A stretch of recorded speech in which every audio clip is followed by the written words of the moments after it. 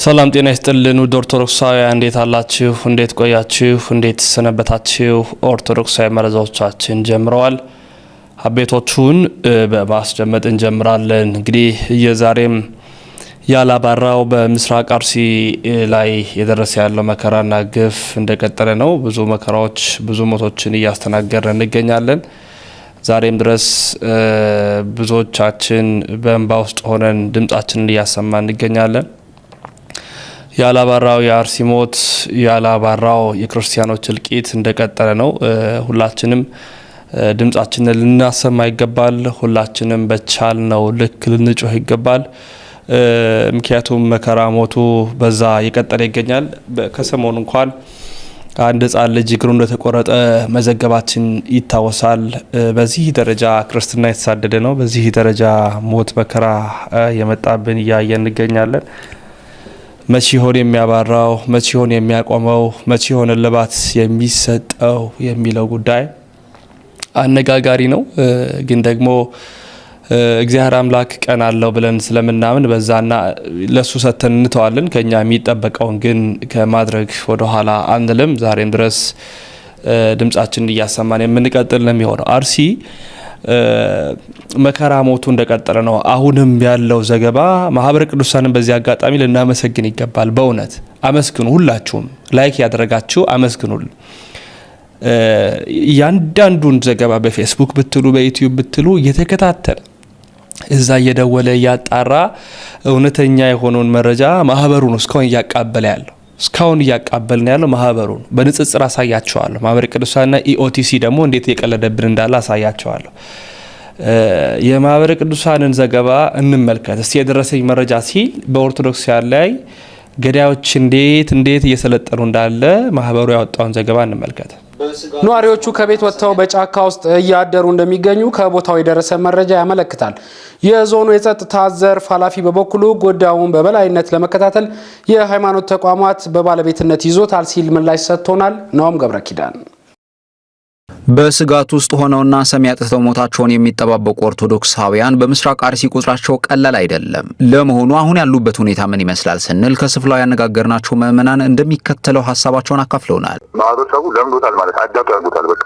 ተሰነው ማለት ከምነግርህ በላይ ነው ቃላት የለም ሁሉንም በጠይቅ ደፍሮ የሚነግርህ እንኳን የለም ሁሉም ታስሯል እጅና እግሩ አንደበቱ የታሰረ የታፈነ ማህበረሰብ ነው በቃ በቃ የመጨረሻው ማለት ጫካ እውነትም እየታደረ ነው የሚገርምህ አሁን ሰሞኑን ደግሞ ተፈጠረ አሁን ሰብሎ ከታደለ ሰብል ድረቷል አሁን በቃ ነው እየተወቃ የሚወሰድ የክርስቲያን እየተመረጠ ማለት እህላቸው እየተወቃ በስነስርዓት ይህ በእንዲህ እንዳለ የአርሲ ዞን ሰላምና ጸጥታ ዘርፍ ኃላፊ አቶ ስንታየው ጥላሁን ምንም አይነት መረጃ ለመስጠት አንችልም ሲሉ ሁኔታውን በተመለከተ የኢትዮጵያ የሃይማኖት ተቋማት ጉባኤን አነጋግሩ ብለዋል የተጣራ ያለ ጉዳይ ስለሆነ ሲጣራ ነገር አለው አጣሪ ኮሚቴ ከበላይም ተሰብስቦ ከሁሉ ሃይማኖቶች ተውጣጣ ነው እዚህ ነው ያለው እዚህ በዛ አማካይነት ሁሉ ነገር ምንድነው ያለው ሁኔታ የሚለውን የተጠናቀረ ነገር ከዛ ማግኘት ይችላል አመሰግናለሁ ወንድሜ ነገሩን በተመለከተ የኢትዮጵያ የሃይማኖት ተቋማት የህዝብ ግንኙነት ባለሙያ የሆኑትን ፓስተር ይታገሱን አነጋግረን ተከታዩን ብለውናል አሁን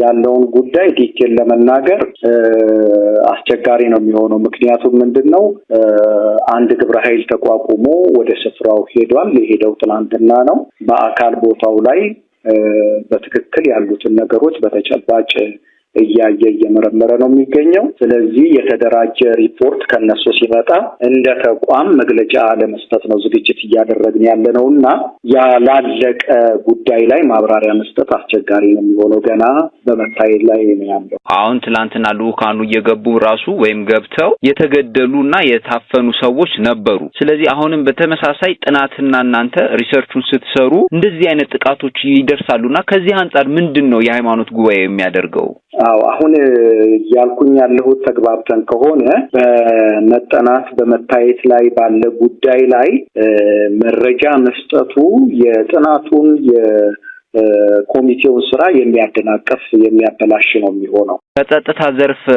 አካላት ጋር አብራችሁ ነው እየሰራችሁ ያላችሁት ወይስ በመልኩ ነው ጥናቱ እየተከናወነ ያለው ጉዳዩ የሚመለከታቸው አካላቶች ተካተውበታል በዚህ ጉዳይ ላይ ያገባቸዋል የሚባሉ አካላቶች በተቻለ መጠን ጥረት ተደርጓል ለማካተት ጊዜያዊ መፍትሄ የተወሰደው ምንድነው? እሱን እኮ መጨረሻ ነው የሚታወቀው። ለጊዜ አይ ጥናቱ እስኪያልቅ ማለት ሁላችንም ሰላማችን እስኪመለስ እኛ እንደ ተቋም እኮ አውግዘናል ብያለሁኝ መግለጫም ሰጥተናል በእናንተም የማህበራዊ ሚዲያ ገጽ ላይ የኛን መግለጫ ሼር ተደርጓል እንደ ተቋም አሁን ለጊዜው ማድረግ የምንችለው ይታያችሁ በስጋት ውስጥ ነው ያሉት መከራ ውስጥ ነው ያሉት ፍርሃት ውስጥ ነው ያሉት ጭንቅ ውስጥ ነው ያሉት የሁሉ መከራ የመጣባቸው ነው ያለው በዚህ ሁሉ መከራ በዚህ ሁሉ ሰቀቀን ውስጥ ነው ያሉት በዚህ ሁሉ ህመም ውስጥ በዚህ ሁሉ ሀዘን ባልተለየ ነገር ውስጥ ነው ያሉት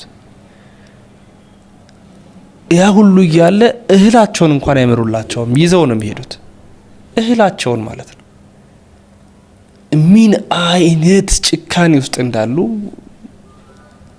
ምን አይነት ጭካኔ ውስጥ እንዳሉ ህፃናት አይቀራቸው እኔ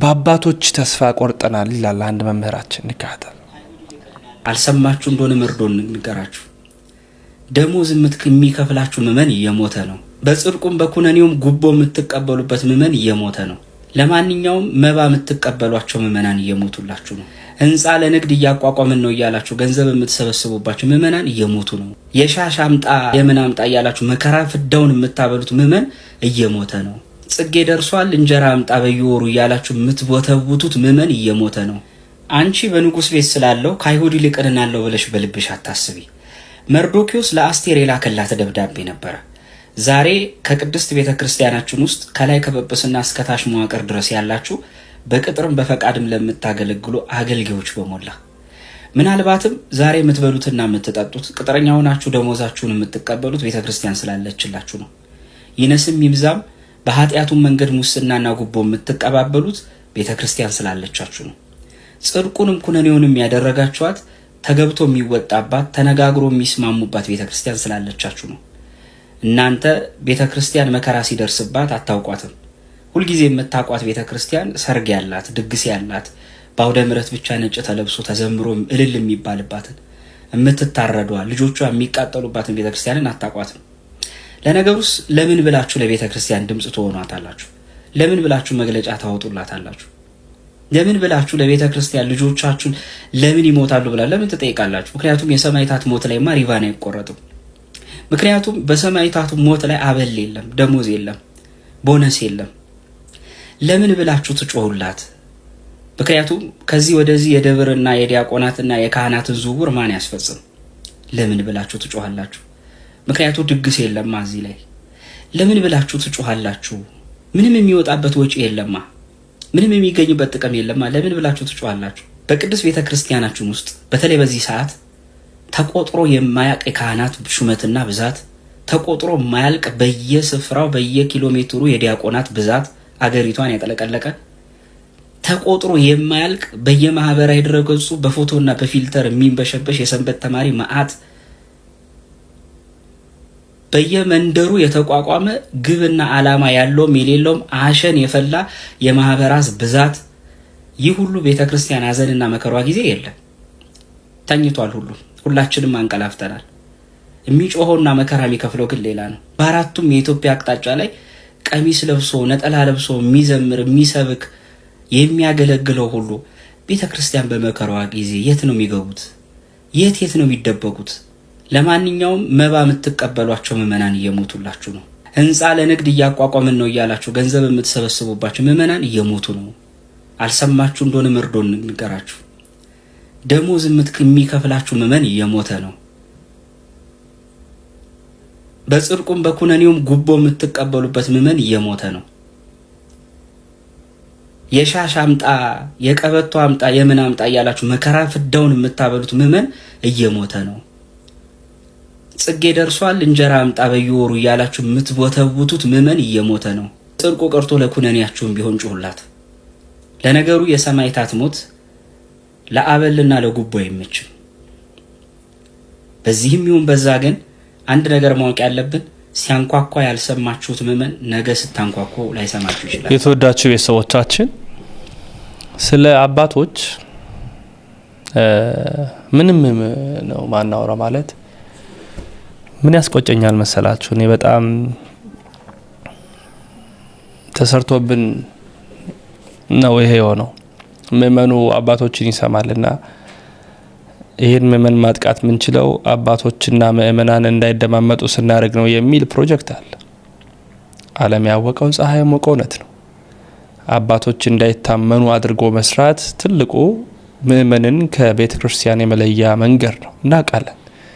ይህንን ያወቅን እናንተ በገቢር ስትፈጽሙት መስማት ግን ያመናል፣ በጣም ያመናል። ስንቴ ለመናችሁ፣ ስንቴ ደጅ ጠናናችሁ። አባቶቻችን እናንተ ናችሁ እያልን እኮ ስንቴ ከእናንተ ጋር ተሻሸን። እናንተ ሆዳችሁ አይጉደል፣ መኪናችሁ ብቻ ነዳጅ አይጣ፣ የሚገባላችሁ ጳጳስ ሆኖ ያ ሁሉ ብር ምን ያደርግለታል? አስተዳዳሪ ለመሆን፣ ዲያቆን ለመሆን፣ ቄስ ለመሆን ገንዘብ በቃ ለመብላት የቅድ ሕፃን የተቆረጠው የእናንተ የልጆቻችሁ እግር ቢቆረጥ እንኳን የሚገባችሁ የማይመስለን እናንተን ውስጣችን ሸሽገን አባት አለን እያለን ነው። አሁን ይኸው ለእናንተ ብር የሚሰጡ ልጆቻችሁ እየሞቱባችሁ ነው፣ እየሞቱባችሁ ነው። ገዳዮቻችንን አስገዳዮቻችንን አትሙቱ ልላችሁ ነው የመጣሁት። ግድ የለም እኛን የገደላችሁ መስሏችሁ እናንተ ሁለት ሞት አትሙቱ፣ እባካችሁ አትሙቱ። ምክንያቱም እኛ እንዲህ የሚል አምላክ ነው የምናመልከው። በእኔ ያመነ ቢሞት እንኳን ሕያው ነው የሚለውን አምላክ፣ ተስፋ የሰጠንን አምላክ የምናመልከው። አስቀድሞ በእርሱ ስናምን የእርሱን ሞት እንደምንሞትም እናውቃለን። ግን ለእናንተ ለገዳዮች እባካችሁ እያዘንን ስለሆነ እኛን የገደላችሁ መስሏችሁ እናንተ አትሞቱ፣ እባካችሁ አትሞቱ። እባካችሁ ለራሳችሁ ስትሉ አትግደሉ። የገደላችሁን መስሏችሁ ከሆነ ተሳስታችኋል። ሥጋችንን ልትገሉት ትችላላችሁ። ነገር ግን ወደ እግዚአብሔር መንግሥት እየላካችሁን እንደሆነ አስቡት። ዘላለማውያን ስለሆነ እናንተ አላችሁ አይደል ተስፋ የሌላችሁ። ስትገሉን እኮ የአባታችሁን የዲያብሎስን ሥራ ነው እየሠራችሁ ያላችሁት። ለሱ መጨረሻችሁም ዘላለማዊ እሳት፣ ዘላለማዊ ሞት ነው። እኛ የሞት ነው በእናንተ እጅ ግን ዘላለማዊ ሕይወት ስለ ክርስቶስ ኢየሱስ አክሊልን እንቀበላለን። ይህ ደግሞ ከአባቶቻችን የተማርነው ከአምላካችን ከኢየሱስ ክርስቶስ የወረስነው ነው። ስለ እሱ ብንሞትም በደስታ እንሞታለን። ስለ ማንም ትገሉን እባካችሁ እየገደላችሁን መስሏችሁ እናንተ አትሞቱ፣ አትሞቱ እባካችሁ፣ አትሞቱ እባካችሁ። ስለ ገዳዮቻችን አትሞቱ በማለት እጅግ ይሄን ክርስትና እኮ ይሄ ኦርቶዶክሳዊነት አያችሁ። እየሞትን ስለ ገዳዮቻችን እንጸልያለን። ሁለት ሞት አትሞቱ። እኛስ ብንሞት ሕያው ነን፣ በስጋ ብንገደል ደግሞ በነፍስ ከእግዚአብሔር ጋር ነን። እኛ ይህንን ያስተማረን ክርስቶስ ማን እንደሆነ የምናውቅ ነን። ተስፋችን እግዚአብሔር ነው ብለን በተስፋ የምንኖረን፣ ብንሞትም ደግሞ ከእግዚአብሔር ጋር ነን ብለን የምናምነን። ግን እናንተ ተስፋ ያገኛችሁ አይደለም። ስለ እናንተ እንጸልያለን አለ። ደስ የሚያሰኝ መልእክት። ኢኦቲሲ በኢትዮጵያ ኦርቶዶክስ ተዋሕዶ ቤተክርስቲያን ቴሌቪዥን ጣቢያ ነው። አርሲ ላይ የነገሰው ዲዮቅልጥያኖስ ሲሆንን ኢኦቲሲ አሳዛኝ ዘገባ። ተመልካቾቻችን ይህ ሁሉ ሲሆን ዜናውን እንግዲህ የነገረን ማህበረ ቅዱሳን ነበረ። ማህበረ ቅዱሳን የመጀመሪያ ዜናው ይሄ ነበር። ማህበረ ቅዱሳው ይሄንን ዜና ሲያነብ ኢኦቲሲ ምን አይነት ዜና ሲሰጥ ነበረ መልሼ እነግራችኋለሁ። ማህበረ ቅዱሳን የመጀመሪያው ዜናው እንዲህ ይላል። በአርሲ ሀገረ ስብከት በኖኖ ጃዊ ቀበሌ የሚኖሩ 14 ኦርቶዶክሳን በአሰቃቂ ሁኔታ ተገደሉ። በአርሲ ሀገረ ስብከት ጉና ወረዳ በሚገኝ ኖኖ ጃዊ ቀበሌ የሚኖሩ ኦርቶዶክሳውያን መገደላቸውን ከቦታው የደረሰን መረጃ ያሳያል። በደረሰን መረጃ መሰረትም በቀበሌው የሚኖሩ 14 ኦርቶዶክሳውያን ከሌሊቱ 6 ሰዓት አካባቢ በዕለተ ረቡዕ ጥቅምት 13 ቀን 2018 ዓ.ም ለ14 አጥቢያ ከተኙበት ከቤታቸው አስወጥተው የታጠቁ ኃይሎች በከፈቱት ተኩስ አሰቃቂ ሁኔታ የተገደሉ ሲሆንም 6ቱ ከመገደላቸው ከአንድ ቀን በፊት ቀድመው ታፍነው ተወስደው ነበርም ተብሏል። የተገደሉት ምዕመናን የዕድሜ ክልልም ከ2 ዓመት ጀምሮ እስከ 76 ዓመት አዛውንት እንደሚገኙበት መረጃው ይገልጻል። በተጨማሪም 2 ሰዎች በጥቃቱ ምክንያት ከፍተኛ ጉዳት ደርሶባቸው ለተሻለ ሕክምና ወደ አቦምሳ ከተማ ሪፈር መሄዳቸው በመረጃው ተያይዞ ተነግሯል። ከዚህ በፊት በተመሳሳይ ሁኔታ በቀበሌ ውስጥም የሚኖሩ 8 ኦርቶዶክሳውያን ሌሊት ላይ ከቤታቸው አስወጥተው የታጠቁ ኃይሎች በአሰቃቂ ሁኔታ መገደላቸው በደረሰን መረጃ ለማወቅ ተችሏል። ከተገደሉት ምዕመናን ውስጥም 6ቱ በገገሌ በአለወልድ ቤተክርስቲያን፣ አንድ ደግሞ በሞዬ ቅዱስ ዮሐንስ ቤተክርስቲያን እንዲሁም ቀሪ ሟቾች ባሉበት አካባቢ ስርዓተ ቀብራቸው ተፈጽሟል ሲልም መረጃው ይገልጣል። በመረጃው እንደተመላከተው በቀበሌው ባለ ከፍተኛ ስጋት በቀጣይ የባሰ ችግር እንዳይፈጠር በሀገረ ስብከት ደረጃ ከመንግስት ጋር በጋራ መስራት ይገባልም ተብሏል። በአሁኑ ሰዓት በአካባቢ ሁኔታዎችን ለማረጋገጥ የሀገር መከላከያ በስፍራው እንደሚገኝ በመረጃው ተጠቅሷል።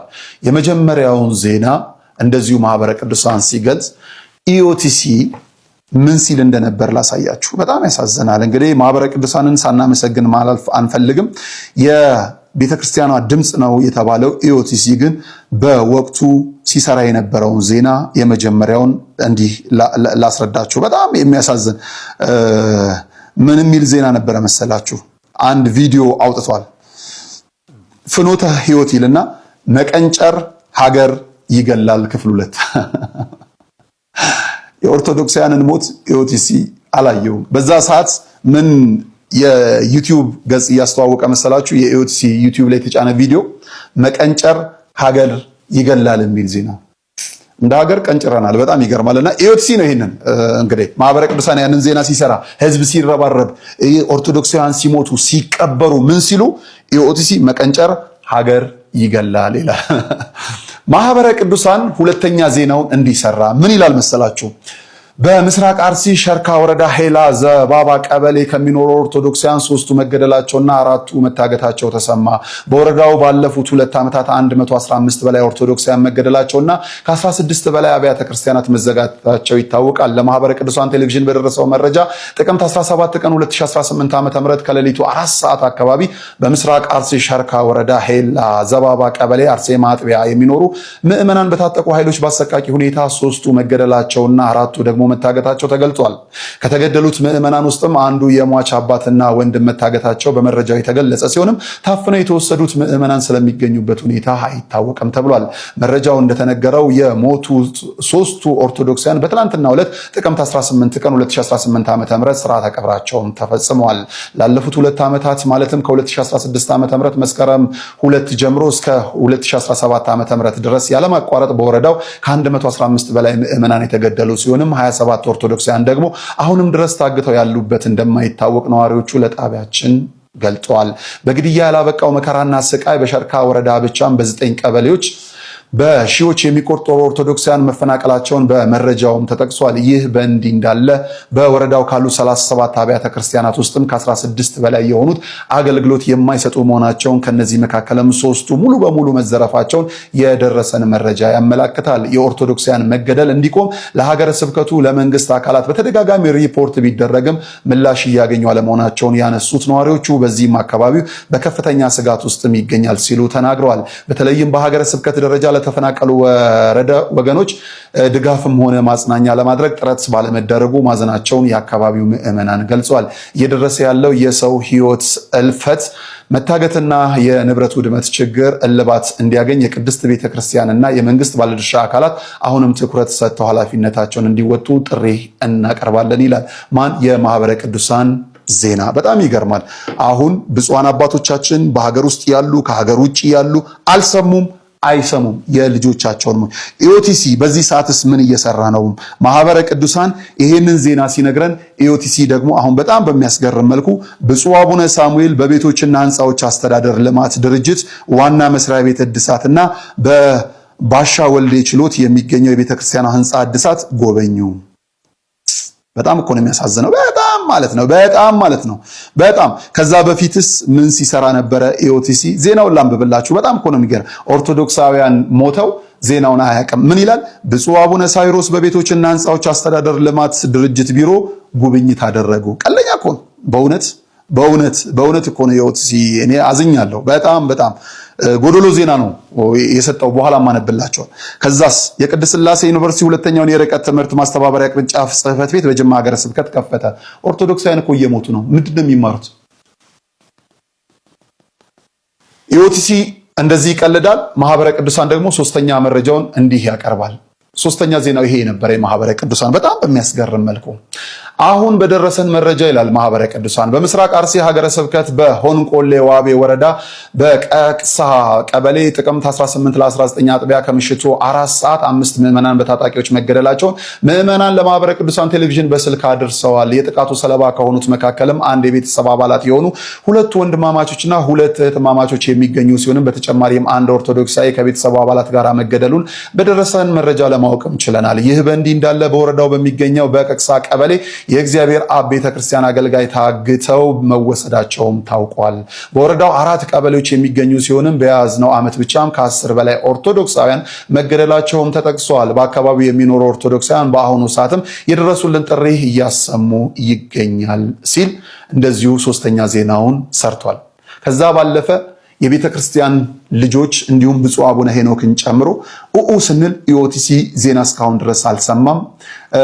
ጠቅላይ ቤተ ክህነቱ እንደዚሁም ቅዱስ ሲኖዶሱም ምኑም ከቅዱስ ፓትርያርኩ ጽሕፈት ቤትም የወጣ መግለጫ የለም። ከአሜሪካ፣ ከአውሮፓ፣ ከካናዳ፣ ከምስራቅ አፍሪካ፣ ከሌላ ሀገረ ስብከት፣ ከአረብ ሀገር ከምን የተሰማ ዜና የለም። ዝም ጸጥም። በጣም በሚያስገርም መልኩ ከዛ እንግዲህ ይሄንን የኦርቶዶክሳውያን ዜና አሁንም እንግዲህ ቤተሰቦቻችን ናቸውና ለኛ ቤተ ክህነቱ ቢያገለንም ቤተክርስቲያኗን ስለምናቅ ቤተክርስቲያኗን ብለው ለሞቱ ምዕመናን ድምጽ የምንሆነው የሶሻል ሚዲያዎች ነን። ጠቅላይ ቤተ ክህነቱ በተለይም በቅዱስ ሲኖዶስ ምልዓተ ጉባኤ ጊዜ እኛ የማህበራዊ ሚዲያዎችን ወደ ጠቅላይ ቤተ ክህነት እንዳንመጣ ተከልክለናል። ማን እንዲመጣ ነው? ኢኦቲሲ፣ ኢቢሲ፣ ፋና ምናምን እንዲመጡ ነው።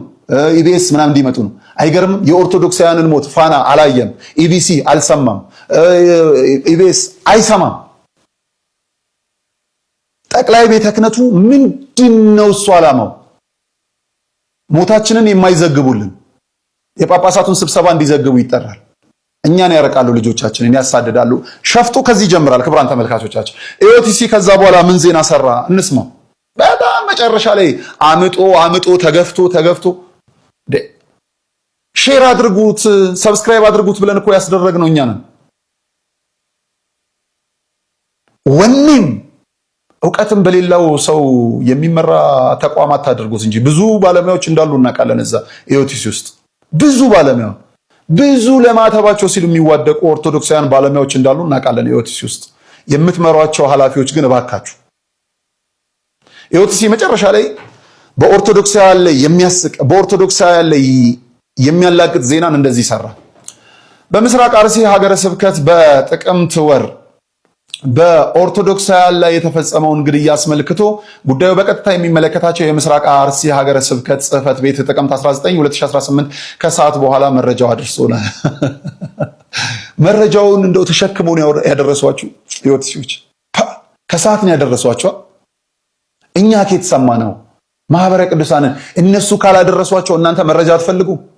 አስቂኝ የኢኦቲሲን ዜና ላንብብላችሁ። በምስራቅ አርሲ ሀገረ ስብከት በየጊዜው የሚገደሉ ኦርቶዶክሳውያን አስመልክቶ ከተለያዩ የመረጃ ምንጮች ስንሰማ ቆይተናል። ያሳፍራል። በጉዳዩ ላይ ማረጋገጫ እንዲሰጠን ወደ ሀገረ ስብከቱ ጥያቄ ያቀረብን ሲሆን በስተመጨረሻም የሀገረ ስብከቱ ዋና ስራ አስኪያጅ ሊቀ ሕሩያን ታምራት ወልዴ በስልክ አገኘንተን ማብራሪያ ሰጥተውናል። ሊቀ ሕሩያን ታምራት ወልዴ በሀገረ ስብከቱ የተለያዩ ወረዳዎች የደረሱ ጥቃቶችን አስመልክቶ የሀገረ ስብከቱ አስተዳደር ጉባኤ ከወረዳው ቤተ ክህነት ጽሕፈት ቤቶች ሪፖርት ሲሰበስብ ቆይቶ ዛሬ ጥቅምት 19 ቀን 2018 ዓ.ም ጠዋት ስብሰባ በማካሄድ በጉዳዩ ላይ መፍትሄ ያለውን ውሳኔ ማሳለፉን ገልጸው በዚህ መሰረትም ጥቅምት 19 ቀን 2018 ዓ.ም ለመንበረ ፓትርያርክ ጠቅላይ ጽሕፈት ቤት ደብዳቤ ሪፖርት መላካቸውን ገልጠዋል። ሀገረ ስብከቱ ባደረሰ ሪፖርት መሰረት በምስራቅ አርሲ ሀገረ ስብከት በሚገኙ የተለያዩ ወረዳዎች ባለፉት ዓመታት በኦርቶዶክሳውያን ክርስቲያኖች ላይ ተደጋጋሚ የንብረት ውድመትና ግድያ ሲፈጸም የቆየ ሲሆን ችግሩ ከዘላቂነት እንዲፈታ ከሚመለከታቸው አካላት ጋር ተደጋጋሚ ውይይት በማድረግ ጊዜያዊ መፍትሄ ቢገኝም በዘንድሮ 2018 ዓ.ም በጥቅምት ወር ብቻ ከፍተኛ የንብረት ውድመትና ግድያ መፈጸሙን ገልጸው በዚሁ መሰረትም አንደኛ በጉናና መርቲ ወረዳዎች ድንበር ላይ ጥቅምት 14 ለ15 አጥቢያ 17 ሰዎች ማንነታቸው ባልታወቁ መምህር ታደሰ ምን ብሏል? እንደው ቀልድ አትጻፉ ብሉን ኢዮትሲዎች እንደው ማንነታቸው ባልታወቁ አትበሉን፣ ቀልድ በህመማችን ላይ እንጨት አትስደዱ ብለዋል። ይሄው በደንብ አድርገው ኢዮትሲዎች በህመማችን ላይ እንጨት ሰደዋል። ምን ይላሉ?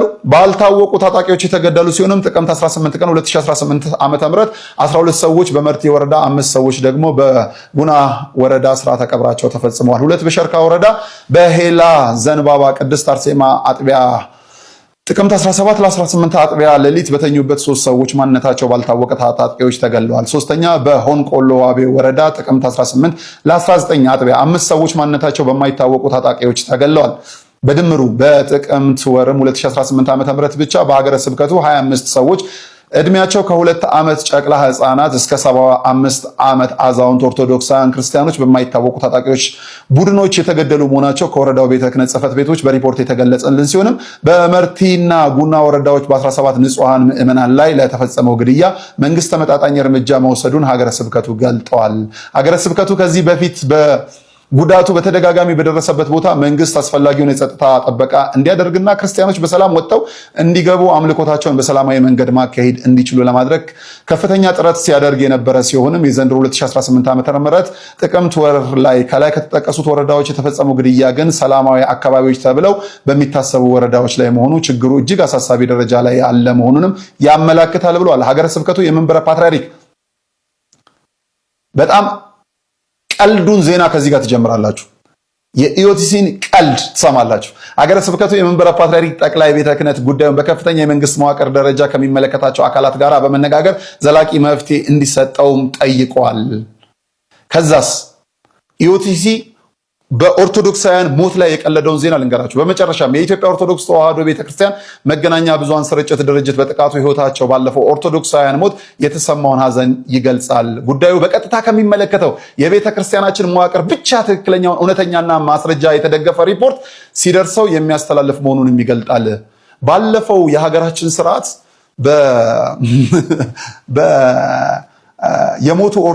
የሞቱ ኢትዮጵያውያንን የመንግስት ምንድነው እሱ የውጭ ጉዳይ መንግስት አላውቃቸውም ብሎ ነበር። ባለፈው ስርዓት መልሶ ይቅርታ ኢትዮጵያውያን ናቸው አለ።